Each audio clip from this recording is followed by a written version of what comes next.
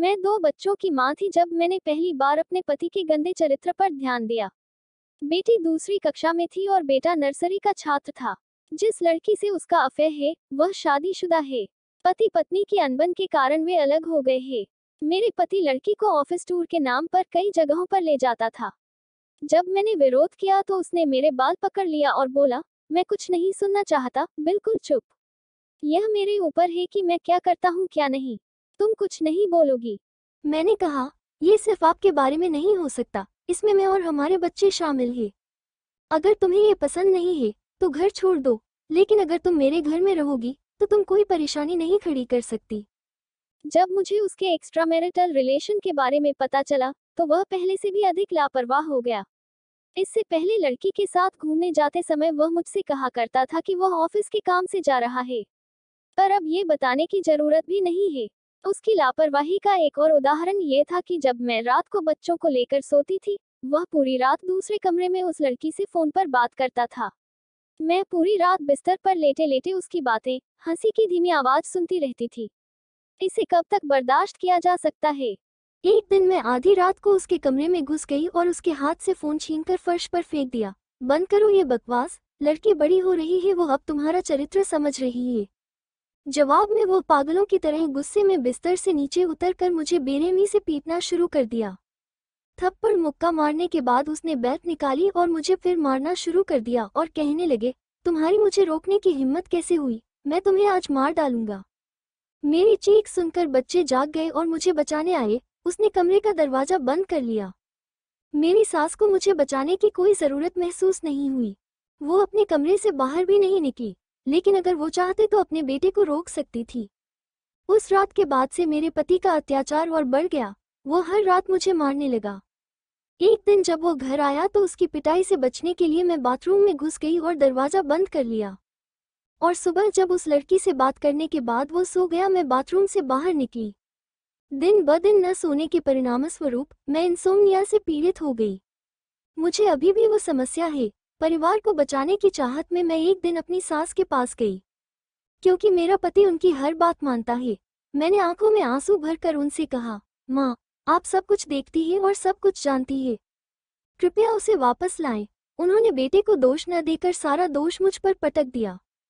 उन्होंने कहा, ये तुम्हारी गलती है, क्योंकि मेरा लड़का तुमसे खुश नहीं है तभी वो दूसरी राह पर चला गया है। अब रोने का कोई मतलब नहीं है। आप ही बताइए कि मैंने घर का कौन सा काम नजरअंदाज किया है। गलती किसकी है ये तो आपकी नजरों में न पड़ने वाली बात ही नहीं है। आप तो सब देख सकती है। तुम्हारा मतलब है कि मेरे बेटे का चरित्र खराब है, इसका मतलब है कि मैं उसे एक अच्छे इंसान के रूप में बड़ा नहीं कर सकी। तो क्या सारी गलती मेरी है? क्यों तुम्हारी गलती मुझ पर थोप रही हो? माँ, मैं ये नहीं कह रही हूँ, मैं सिर्फ कह रही हूँ, आप उसे रोकिए। मेरी बात छोड़िए, लेकिन कम से कम अपने बेटे के बच्चों के बारे में तो सोचिए। आप चाहे तो उसे रोक सकती है, वो आपकी बात सुनता है, आपको मानता है। मेरी सास ने मेरी बात की परवाह नहीं थी। उन्होंने स्पष्ट रूप से कहा, मुझे तुम्हारी यह सारी बकवास नहीं सुननी है। यह मेरे ऊपर है कि मैं क्या करती हूँ क्या नहीं करती। मैं तुमसे नहीं सुनना चाहती, जाओ यहाँ से। मैंने अपने आंसू पोंछे और उनके कमरे से बाहर आ गई। उसके बाद मेरे लिए कोई रास्ता नहीं खुला था। मैंने अपने बच्चों के साथ अपने पति का घर हमेशा के लिए छोड़ दिया। जब मैंने अपने बच्चों के साथ अपने पति का घर छोड़ा तो मेरे माता पिता और भाई खुश नहीं थे। उन्होंने कहा, हर परिवार में ऐसी छोटी छोटी परेशानियां होती है, ये सब मान लेना चाहिए। अपने पति का घर इस तरह छोड़ना ठीक नहीं है। मैंने जितनी भी उन्हें अपने पति के भयानक रूप और अपनी सास की स्वभाव के बारे में समझाने की कोशिश की, उन्होंने मेरी बात पर ध्यान नहीं दिया। वो एक ही बात कहते रहे, ऐसी छोटी मोटी मुसीबत तो पूरी दुनिया में होती है। इन बातों को बढ़ा चढ़ाकर बताने की जरूरत नहीं है। मेरे माता पिता, भाई मेरी स्थिति को नहीं समझ रहे थे या न समझने का नाटक कर रहे थे, क्योंकि अब उन्हें हम तीनों का खर्च उठाना होगा। उन्होंने मुझे मेरे पति के घर वापस भेजने के लिए कई प्रयास किए, परंतु मेरे अड़ियल रूप के कारण वे किसी बिंदु पर रुक गए। लेकिन उन्होंने संकेत दिया कि यद्यपि मैं यहाँ रह सकती हूँ, लेकिन मुझे अपना और बच्चों का खर्च खुद उठाना होगा। वे इसके बारे में बहुत कुछ नहीं कर सकते। हताश होकर मुझे रोजगार के बारे में सोचना पड़ा। मैं 12वीं पास हूँ। मैं जानती थी कि इतनी कम शिक्षा से मुझे अच्छी नौकरी नहीं मिल सकती। हालांकि मैंने हार नहीं मानी। अपने जानने वाले सभी लोगों से संपर्क करने के बाद मुझे एक छोटी सी नौकरी मिल गई। चूंकि 3 लोगों का परिवार उस छोटी आय पर जीवित नहीं रह सकता था, इसलिए मैंने अपनी नौकरी के अलावा छोटे बच्चों को ट्यूशन पढ़ाने और अन्य काम भी किए। मेरा परिवार किसी तरह गुजारा कर रहा था। बच्चे बड़े हो गए। उनकी मां की असहनीय कष्ट देखकर दोनों ध्यान लगाकर पढ़ाई करता। फलस्वरूप उन्हें परीक्षा में अच्छे रिजल्ट प्राप्त होते थे। अच्छा लगता मुझे, मन ही मन सोचती मेरी कड़ी मेहनत का फल है ये। मुझे अपने पति के बारे में कई लोगों से खबरें मिलती रहती थीं। मेरे जाने के बाद उसने उस लड़की से शादी कर ली, लेकिन ये शादी ज्यादा दिनों तक नहीं चल पाई, क्योंकि शादी के कुछ दिन बाद ही उसके फिर से किसी दूसरी लड़की से अवैध संबंध बन गए। कुछ वर्ष बाद मुझे मेरी सास की मृत्यु का खबर मिला। अपनी मृत्यु से कुछ साल पहले उन्हें स्ट्रोक का सामना करना पड़ा था और उसके बाद से लकवाग्रस्त शरीर के साथ बिस्तर पर लाचार पड़ी रही थी। काफी समय तक मुझे अपने पति का कोई खबर नहीं मिला। फिर अचानक एक दिन मैंने सुना कि उन्हें कैंसर है, लास्ट स्टेज। इसी समय एक दिन उसने मुझे फोन किया। मुझे नहीं पता कि उसे मेरा नंबर कैसे मिला। उसने फोन पर कांपती आवाज में कहा, प्रेरणा, मैं अब ज्यादा दिन नहीं बचूंगा। क्या तुम मुझसे मिलने आ सकती हो? मैंने धीरे से कहा, सिर्फ मुझसे? बच्चों से नहीं। उन्हें देखने का मन नहीं करता। बहुत मन करता है, लेकिन वे अब जवान हैं, जोश से भरे हुए हैं। जब वे अपने बुरे पिता को देखेंगे तो उन्हें गुस्सा आ सकता है, क्योंकि मैंने तुम्हारे साथ जो अत्याचार किया है वो उन्होंने देखा है। वे उसे कभी नहीं भूलेंगे, इसलिए बाकी पूरा नहीं कर पाया। मैंने कहा, मैं बच्चों को लेकर आऊंगी, उनको संभालना मेरी जिम्मेदारी है। मैं चाहती हूँ कि आप और बच्चे मिलें। बच्चे शुरू में अपने पिता से मिलना नहीं चाहते थे। उनमें अपने पिता के प्रति बहुत गुस्सा और नफरत है, लेकिन जब मैंने उनके पिता के आखिरी समय के बारे में बताया तो वे मान गए। हम एक रेस्टोरेंट में मिले। हम 4 लोग एक टेबल के चारों ओर बैठे हैं।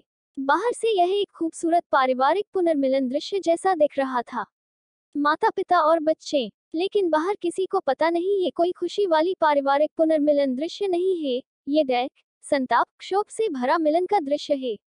बीमारी के कारण वह बहुत सूख से गए हैं। जब तक हम वहां थे, हमारे बीच एक भी शब्द नहीं हुआ। वो हाथ जोड़कर रो रहा है, बस रोता ही जा रहा है। हमारी मुलाकात के 1 महीने बाद उनकी मृत्यु हो गई। किसी की मौत पर जिंदगी नहीं रुकती। जिंदगी अपनी गति से चलती रही। बच्चों की शादी हो गई। मैं दादी नानी बन गई। बेटी अपने पति की नौकरी के कारण दूर रहती है। बेटा मेरे साथ रहता है। जब मेरी पोती 3 साल की थी, तो एक दिन मैंने सुना कि बेटा और बहू अपने कमरे में झगड़ रहे थे। मुझे समझ नहीं आया कि वे किस बारे में बहस कर रहे थे। तब से मैंने उन्हें लगभग हमेशा झगड़ते हुए सुना है। एक रात बहू रोते हुए मेरे कमरे में आई और कहा, माँ, आप मेरे परिवार को बचा लीजिए। आप चाहो तो उसे वापस ला सकती है। उसे क्या हुआ? मुझे खुलकर बताओ। उसका किसी और लड़की से अवैध संबंध है। वह मेरी कोई भी बात सुनना नहीं चाहता। अगर मैं कुछ कहती हूँ तो वह मुझे मारने पर उतारू होता है। माँ, हमारी एक छोटी बच्ची है। अगर इस स्थिति में परिवार टूट गया तो मैं बच्ची को लेकर कहाँ जाऊंगी? एक क्षण में मुझे अपने जीवन का अतीत याद आ गया। मैं अपनी आंखों के सामने जैसे फिर से सब कुछ देख रही थी। मैं गहरे दर्द में डूब गई। उस रात बेटा करीब 12 बजे घर लौटा। वो कुछ समय से अक्सर देर से घर आता है। मैंने बहू से सुना कि इस देरी का कारण ये है कि वो ऑफिस के बाद उस लड़की के साथ समय बिताता है। अन्य दिनों की तरह उस रात भी उनमें झगड़ा होने लगा। एक समय मुझे बहू की चीख सुनाई दी, ठीक वैसे ही जैसे मैं रोती थी जब मेरे पति मुझे पीटते थे। तुरंत तीव्र क्रोध की आग मेरे पूरे शरीर में फैल गई। मैं अपने कमरे से भागते हुए बेटे के कमरे में गई। मैंने जाकर देखा तो बेटे ने बहू के बालों को मुट्ठी में पकड़ रखा था। मैं सीधा उसके सामने पहुंची और उसके गाल पर एक जोरदार तमाचा जड़ दिया। उसने अचानक थप्पड़ खाकर अपनी पत्नी के बाल छोड़ दिए। फिर मैंने गुस्से से चिल्लाते हुए अपने बेटे से कहा, जिस अवर्णनीय दर्द से मैं गुजरी हूँ, मैं अपनी बहू और इस छोटी बच्ची को उस दर्द से हरगिज नहीं गुजरने दूंगी। मैं इस घिनौने हरकत को कभी बर्दाश्त नहीं करूंगी। सुना तुमने? कभी भी नहीं। अचानक मेरे व्यवहार से बेटा पहले तो आश्चर्यचकित हुआ, फिर उसने अपना सिर नीचे कर लिया। बहू रोते हुए मुझसे लिपट गई और मैंने धीरे से उसकी पीठ पर हाथ फेरा। पूर्ण निर्भरता वाली हाथ।